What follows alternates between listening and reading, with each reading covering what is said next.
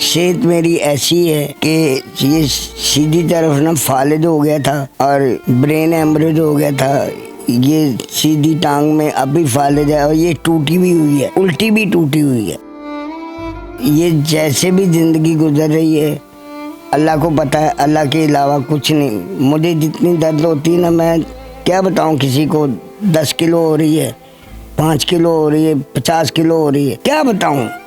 جہاں ہمارا 50-60 روپے میں کام ہو جاتا تھا, 150 میں ہو جاتا تھا, وہ آج کل ہزاروں سے بھی اوپر چلا گیا. آپ یقین کریں, اگر پریکٹیکل خودکشی میں 2 مرتبہ کرنے گیا ہوں,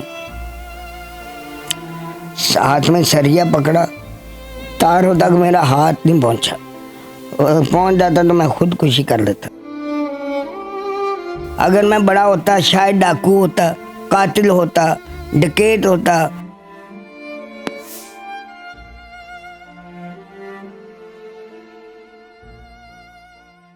السلام ناظرین, آپ دیکھ رہے ہیں انقلاب زمانہ. میں ہوں آپ کی ہوسٹ حفصہ ملک. آج میرے ساتھ پاکستان کے لیجنڈ موجود ہیں جن کا نام محمد جاوید کوڈو ہے. جی, جن کو آپ نے سٹیج پر کافی پرفارم کرتے ہوئے دیکھا ہوگا اور کافی ان کی جو جگتیں ہوں گی آپ کو یاد ہوں گی. آج ان سے بات کریں گے, جانیں گے کیسے ہیں وہ. السلام علیکم.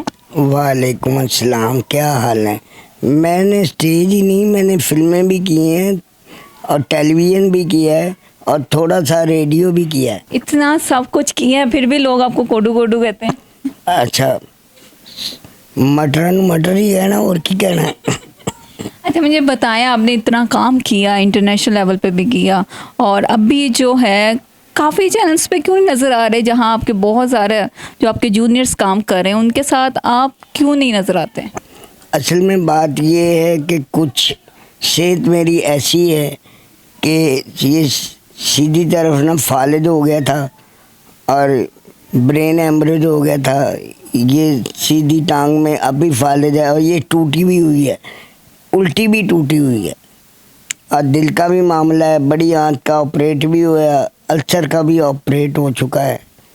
تو ایک اور مسئلہ ہے, وہ بتانے والا نہیں ہے, تو وہ میرے ساتھ رہتا ہے 24 گھنٹے.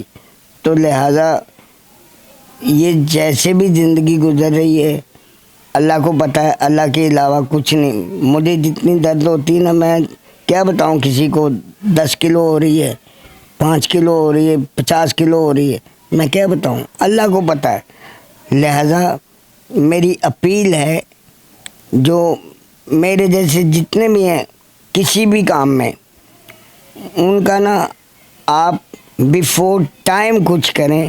ایسا نہ ہو کہ وہ پھر انٹرویو پہ آ جائیں, ترلوں پہ آ جائیں. ترلے نہیں, ہم نے الحمدللہ بڑی خودداری سے کام کیا, چھوٹے قد میں بھی. لیکن اب حالات ایسے ہو چکے ہیں کہ بڑے قد والا بھی اسی زمرے میں آ گیا جس میں ہوں. وہ تندرست ہو کے بھی بیچارہ اتنا ہی بیمار ہے. ہم مسلمان ہو کے جو کہ خودکشی حرام ہے, ہم روز کر رہے ہیں, مطلب مہنگائی نے اتنا مجبور کر دیا ہے کہ کیا بتاؤں. جہاں ہمارا 50-60 روپے میں کام ہو جاتا تھا, 150 میں ہو جاتا تھا, وہ آج کل ہزاروں سے بھی اوپر چلا گیا. تو میری بڑی التماس ہے یہ جو صاحب اقتدار ہیں ان سے کہ جی معذرت کے ساتھ آپ خود بھی انسان ہیں, انسانیت پہ ذرا دھیان دیں. کیونکہ یہ ضروری نہیں ہے کہ فلاں جگہ ایسا ہے. بھائی ہر جگہ اللہ کی مخلوق ہے, آپ اللہ کی مخلوق کو خوش رکھیں. تو لہٰذا میں بھی خوش رہنا چاہتا ہوں. میں الحمدللہ بڑا ہیپی ہوں میں کہ چھوٹا ہوں. کئی ایسے بھی میں نے دیکھے ہیں کہ وہ اپنے آپ سے مطمئن نہیں ہیں. میں مطمئن ہوں. اگر میں بڑا ہوتا شاید ڈاکو ہوتا, قاتل ہوتا, ڈکیٹ ہوتا, نعوذ باللہ کچھ اور وارداتوں میں ملوث ہوتا. تو الحمدللہ اب اس قد میں دیکھ کے مجھے کوئی توبہ تو کرتا ہوگا, شکر ہے یا اللہ میں اتنا نہیں. اور کوئی یہ بھی کہتا ہوگا شکر ہے یا اللہ پاک تو نے مجھے مجرم نہیں بنوایا, تو نے مجھے فلاں نہیں کیا, شکر اللہ کا. مجھے پہلے یہ قد کچھ ڈسیبل لگتا, بڑا عجیب سا لگتا تھا کہ میں پڑھ کے آ رہا ہوں, بچہ میرے ادھر ہے, تو ایک بندہ نہ صحیح وہ اپنے بچوں کے ساتھ باتیں کر رہا تھا, تو ساتھ میں بھی گزر رہا تھا, تو کہتا اور مارو اینو پتھر چک کے. قصور نہیں میرا, صرف اس لیے مروایا کہ میرا قد چھوٹا تھا. اور وہ سڑک پہ جو پتھر نہیں بنتے, جس کی سڑکیں بنتی ہیں, وہ پتھر مارا ادھر, اور میں خون و خون گھر جا رہا ہوں. تو پھر کتنے دن گھر ہی نہیں آیا, اسکول ہی نہیں آیا, کیونکہ وہ زخم ہی نہیں ٹھیک ہو رہا تھا. تو پھر میں ایک دن آیا تو مجھے صرف اس لیے پھینٹی پڑی کہ میرا قد چھوٹا تھا. پھر ایک آپ نے یہ سوال پوچھا نہیں کہ اگر قد چھوٹا ہے تو اس میں میرا کیا قصور ہے؟ میں نے نہیں پوچھنا پسند کیا, اللہ نے شاید ضرورت نہیں دی مجھے کہ میں ان سے پوچھوں. ہو سکتا ہے ان کے ساتھ ہو گیا ہو, کیونکہ مکافات عمل ضرور ہوتا ہے. شکر ہے الحمدللہ اللہ نے مجھے اس حال میں چھوٹے قد میں بھی اتنی اگر بیماریاں لگا دی ہیں تو ضرور مجھے توبہ کا موقع ملے گا انشاءاللہ. اللہ کی رحمت سے کوئی ضرور خیر والا کام ہوگا انشاءاللہ. تو جو خیر سوچتے ہیں ان کو دو ہاتھوں سے سلوٹ, اور جو خیر سے تھوڑا سا ہٹ رہے ہیں ان کو ایک التجا ہے کہ خدا را ایسا نہ کریں, ہم نے مرنا ہے. موت جج مطلب وہ موت کے قیدی کو سزا دے دینا کہ بھئی تو نے اتنی دنوں بعد یا اتنے سالوں بعد سولی پہ چڑھ جانا, وہ توبہ دلہ شروع کر دیتا ہے. ہم جو مطلب سزا کے بغیر ہیں, ہمیں تو یہ بھی نہیں پتہ کب مر جانا ہے اور کس حال میں مرنا ہے. تو میں نے ایک واقعہ ایسا بھی دیکھا کہ ایک بڑا امیر آدمی کہ جی زمینیں ہماری, ایک بندہ گیا سوال لے کے کہ یہ ذرا آپ یہاں پاجی کو گھی مار دے ہو میرا کام ہو جائے گا. تو وہ بندہ بولا زمیناں ساڈیاں اور کچہریاں ساڈیاں اور پیسہ ساڈا, فلاں ساڈا, کوٹھیاں ساڈیاں, کاراں ساڈیاں, تے تو سانو کہہ رہے ہیں اور اسی تاڑے غریباں لی زندہ رہنے ہیں.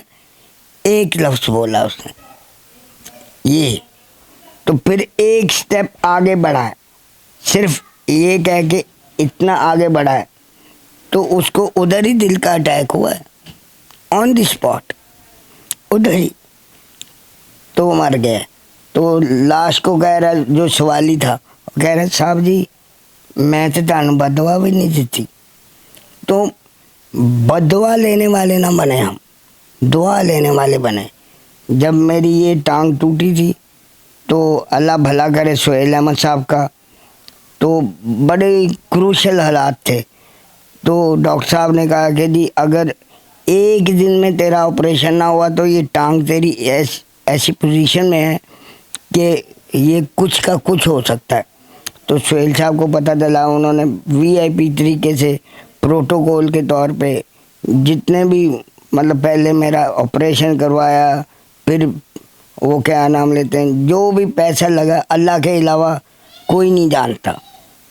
تو لہذا جو بھلا کرتے ہیں بھلا سوچتے ہیں, جیسے خواجہ سلمان رفیق صاحب ہیں, میں ادھر جنرل ہسپتال میں تھا تو بڑا مدہوش, تو پھر انہوں نے بڑا VIP ٹریٹمنٹ کروا کے دیا. تو پھر انہوں نے ایک وعدہ کیا کہ یار تو جس حالت میں ہے نا ہم تیرے بیٹے کو نوکری بھی لگوائیں گے, اور انہوں نے لگوایا. ان کا وعدہ پورا کیا اپنا. جی. تو اس کے بعد میں میرا چھوٹا بیٹا اس کو لے کے میں کئی جگہ گیا ہوں, میری ہائٹ کا ہے. میں نے کہا جی یہ 9ویں سے بھاگا ہوا ہے, 8ویں کی اس کے پاس سند ہے, تو ذرا اس کو بھی نوکری. تو آپ یقین کریں جنہوں نے وعدے کیے تھے نا انہوں نے کبھی فون تک نہیں سنا. وہ یہ کہہ رہے تھے کہ جی جاوید تیرے بیٹے کے لیے نا ہمیں کرپشن بھی کرنی پڑی تو کریں گے. تو ادھر ادھر کوئی بات نہیں. تو میں سوچ رہا ہوں کہ اللہ پاک نے مجھے جاوید کوڈو بنایا ہے تو میرے ساتھ ایسا ہو رہا ہے, عام بندے کے ساتھ کیا سلوک ہو رہا ہوگا. میں تو حیران ہوں. شکر ہے اللہ پاک نے ذکر بخشے ہوئے ہیں. یہ قرآن پاک درود شریف کی وجہ سے کوئی دل کو سکون مل جاتا ہے, ورنہ جو حالت ہے نا اس ٹائم, آپ یقین کریں اگر پریکٹیکل خودکشی میں 2 مرتبہ کرنے گیا ہوں, ہاتھ میں سریا پکڑا, تاروں تک میرا ہاتھ نہیں پہنچا, پہنچ جاتا تو میں خودکشی کر لیتا. کیونکہ ایک اپنی جسمانی ایسی مطلب حالت ہے, اوپر سے ہے یہ معاشی حالت ایسی ہے کہ کیا کریں, کس کو کیا دکھائیں. آج کل تو مہنگائی کا یہ عالم ہو گیا کہ مجھے لگتا ہے ہمیں بچے بھی رکھوانے پڑیں گے کہ جی یہ بڑے ہوں گے تو آپ انہیں ملازمت پہ رکھ لیجیے گا, تو یہ ہمیں 3 پاؤ چینی دے دیں یا کیا دے دیں. یہ ہمیں سوچنا چاہیے, کرنا چاہیے جو کرتے ہیں.